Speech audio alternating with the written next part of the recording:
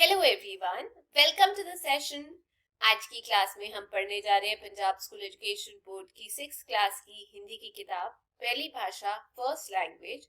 उसमें उसका 10वां पाठ जो कि है राष्ट्रता का तीरथ खटखट कला।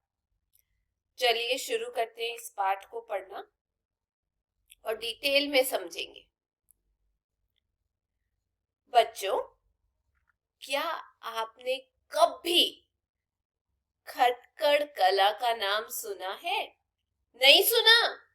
अरे, ये अमर शहीद भगत सिंह के पैतृक गांव का नाम है।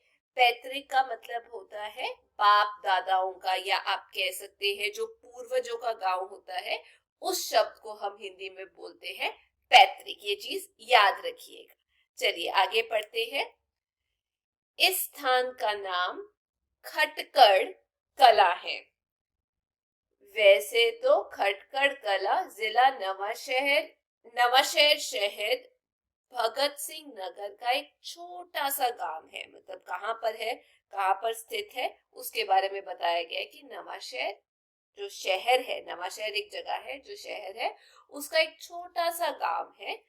पर यह किसी बड़े तीर्थ स्थल या तीर्थ स्थल से कम नहीं। अब तीर्थ स्थल का मतलब क्या होता है? कोई पवित्र स्थल जो होता है, पवित्र स्थान, उससे ये कम नहीं है। आगे पढ़ते हैं। आजाद भारत में शहीदों से जुड़े हुए स्थान तीर्थों से कम माने भी क्यों जाएं? अमर शहीद भगत सिंह का जन्म लायलपुर, पाकिस्तान के बंगा चक नंबर 105 में हुआ था, खटकड़ कला में नहीं। अब जन्म स्थान पाकिस्तान में छूट जाने के कारण पैतृक गांव खटकड़ कला को ही जन्म स्थान के बराबर आदर सत्कार दिया जा रहा है। अब यहाँ पर आदर सत्कार का मतलब होता है इज्जत, या आप कह सकते हैं सम्मान दिया जा रहा है। जो उनका पैतृक गांव है उसी को सम्मानित किया जा रहा है, उसी को इज्जत दी जा रही है। इसीलिए इसे तीर्थ स्थल के समान भी माना जाता है। क्या आप चंडीगढ़ से जालंधर बस में गए हैं?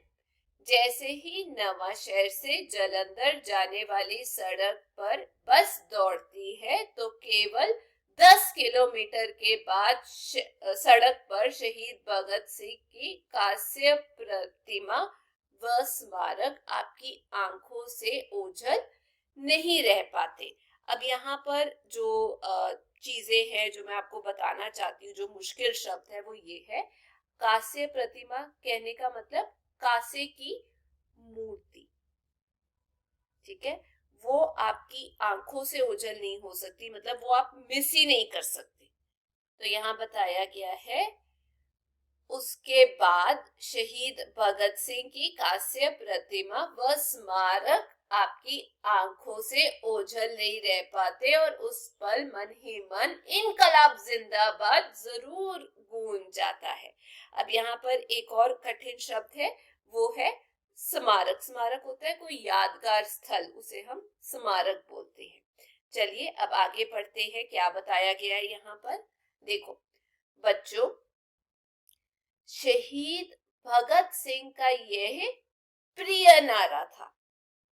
जब भी वे कोई क्रांतिकारी काम शुरू करते तब इनकलाब जिंदाबाद का नारा बुलंद करते बोलते। आपको भी उनसे प्रेरणा लेनी चाहिए और रचनात्मक कार्य करने चाहिए।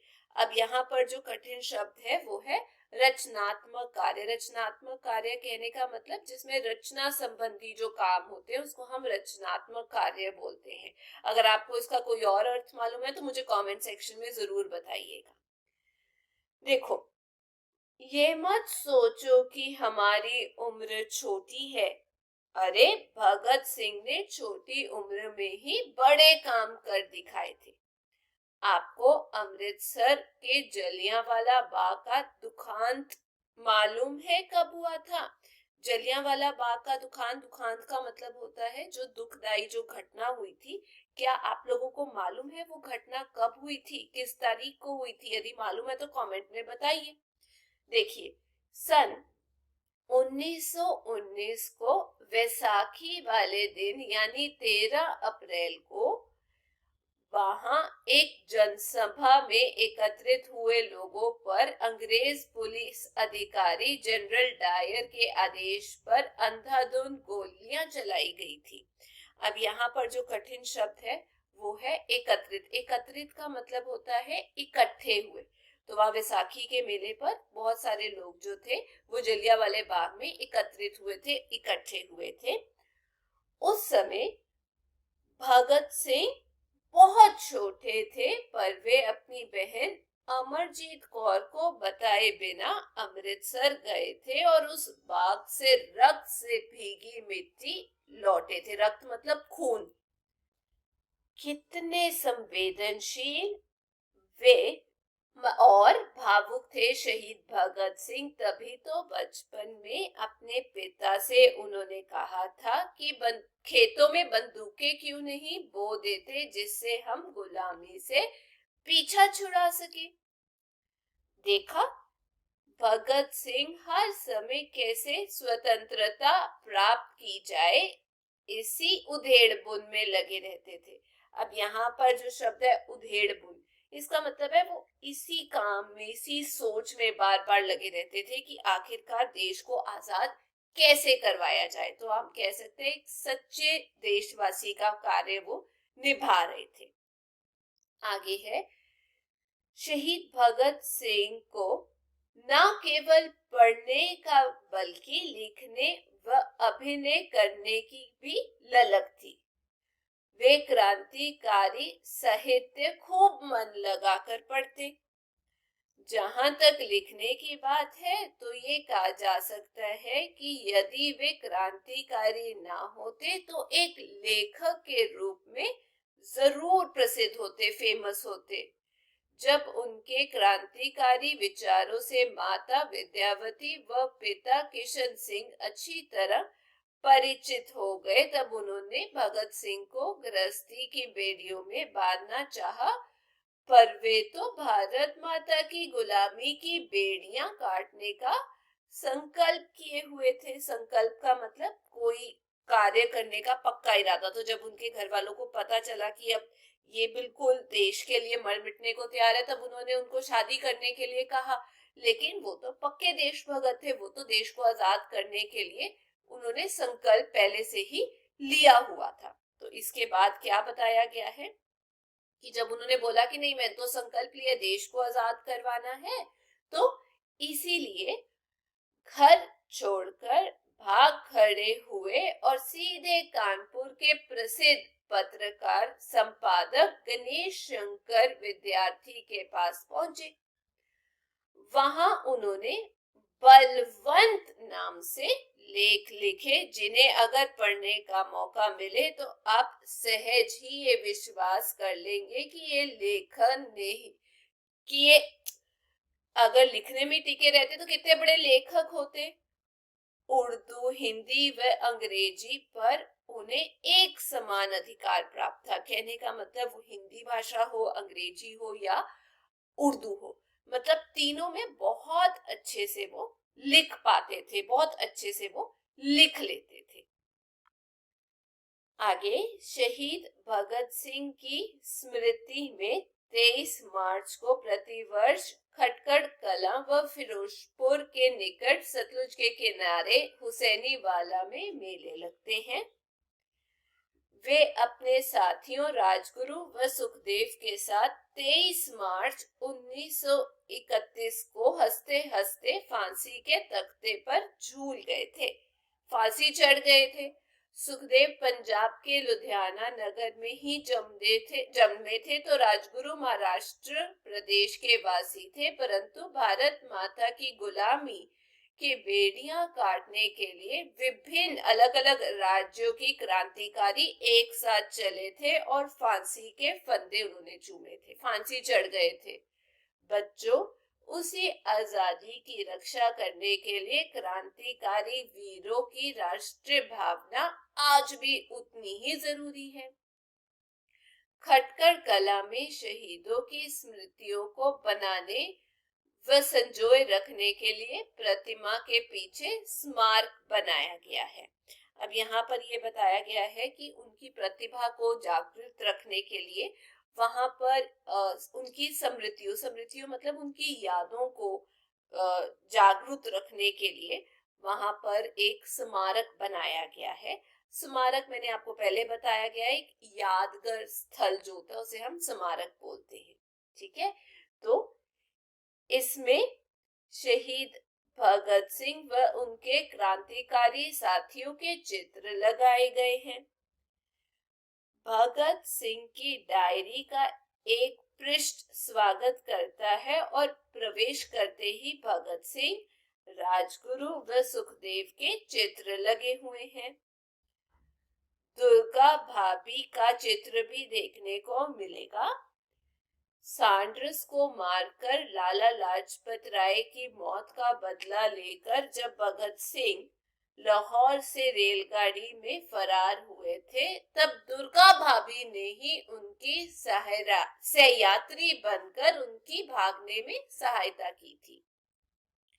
शहीद भगत सिंह को जो काव्य पंक्तियां बहुत प्रिय थी और जिन्हें वे अक्सर गुनगुनाया करते थे, वे भी स्मारक में एक पत्रिका पर लिखी हुई है। सेवा देश दी करनी बड़ी औखी, गल्ला करनिया फेर सुखा लिया ने सौखिया ने, जिन्ना देश सेवा विच पैर पाया ओना लख मुसीबत चलिया ने। मतलब देश सेवा की बातें करनी बहुत आसान है लेकिन और अच्छी भी है, लेकिन वो जो इस विचार से आगे बढ़ते हैं ना, उनको ही पता है कि कितनी मुश्किलें जो है वो झेलनी पड़ती है असल में। आगे, भगत सिंह के आदर्श शहीद करतार सिंह सराबा थे और वे उनका चित्र हर समय अपनी जेब में रखते थे। आदर्श मतलब जिसको वो अपना जिनको वो देखते थे, एज अ गुरु देखते थे, वो थे शहीद करतार सिंह सराबा और उनकी फोटो जेब में रखते थे। ठीक है, सराबा का चित्र भी स्मारक में लगा हुआ है। शहीद भगत सिंह के चाचा अजीत सिंह का चित्र भी देखने को मिलेगा वहां पर। वे उनसे भी प्रभावित थे। अजीत सिंह का निधन 15 अगस्त 1947 को हुआ था। जैसे ही उन्होंने डलहौजी में भारत के स्वतंत्र होने का समाचार सुना, तब उन्होंने कहा कि हमारा प्रण पूरा हुआ और प्राण त्याग दिए। प्रण मतलब प्रतिज्ञा पूरी हुई और वो चल बसे। उसके बाद क्या बताया गया है, देखिए, स्मारक में जिसे देखकर आपकी आंखें भीगे बिना ना रह पाएगी, वे है एक शीशे के शोकेस में रखा मर्तबान है, जिसमें सतलुज के किनारे से चिता के स्थान से लाई गई मिट्टी है। अंग्रेज सरकार ने जनता के रोष को देखते हुए चुपके से सतलुज के किनारे भगत सिंह, राजगुरु व सुखदेव का अंतिम संस्कार कर दिया था। बहन अमृत कौर जब अपने माता पिता के साथ वहां पहुंची तो वह मिट्टी आंचल में सहेज लाई, किसी अमूल्य धरोहर की तरह। धरोहर का मतलब किसी अमूल्य कीमती, जिसे हम बोलते हैं अमानत जो होती है, वो मिट्टी वो वहां से सहेज लाई जहां पे उनके भाई को फांसी चढ़ाया गया था। क्या वे किसी धरोहर से कम है, आप बताइए। गांव में पैतृक घर राष्ट्र के नाम समर्पित है। भगत सिंह की माता विद्यावती ने स्वतंत्रता के बाद यहीं अपना जीवन बिताया। वे मामूली गांववासी स्त्री की तरह रहती थी, पर बड़े बड़े लोग उसकी चरण धूली लेने आते थे, आशीर्वाद लेने आते थे। ठीक है, या आप कह सकते हैं कि बड़े बड़े जो लोग हैं वो उसके चरण की, उस माता के चरण की धूल लेने आते थे जिसके बेटे ने इतनी बड़ी शहादत दी थी। सिर्फ और सिर्फ अपने देश के लिए इतनी छोटी उम्र में, और वो बिल्कुल भी नहीं डरे थे। आज भी उस घर में माता विद्यावती द्वारा रसोई के लिए इस्तेमाल किए जाने वाले बर्तन, काटने के लिए चरखा, छोटी सी पीढ़ी, जो सामान वहां पड़े हैं, वे भी उनके सादगी भरे जीवन की गवाही देते हैं। उनको पंजाब माता का सम्मान भी दिया गया था। बच्चों, जब कभी अवसर मिले तब खटखड़ कला जाकर स्मारक जरूर देखना। इसीलिए तो ये पंक्तियां प्रसिद्ध हैं। शहीदों की चिताओं पर लगेंगे हर वर्ष मेले, वतन पर मिटने वालों का यही बाकी निशा होगा। बच्चों, खटकर कला शहीद भगत सिंह ही नहीं बल्कि शहीदों की स्मृति संजोए एक स्मारक है। स्मारक ही नहीं, एक तीर्थ है, और ऐसे तीर्थ की यात्रा ना करने वाला अभागा ही कहलाएगा, जिसके भाग अच्छे ना हो। तो यदि आपको मौका मिले तो वहां जरूर जाके आइएगा। बहुत ज्यादा भावुक ये पाठ है। आपको वीडियो अच्छी लगी तो चैनल को लाइक शेयर सब्सक्राइब जरूर कीजिएगा। हम फिर मिलेंगे। Till then take care, bye bye.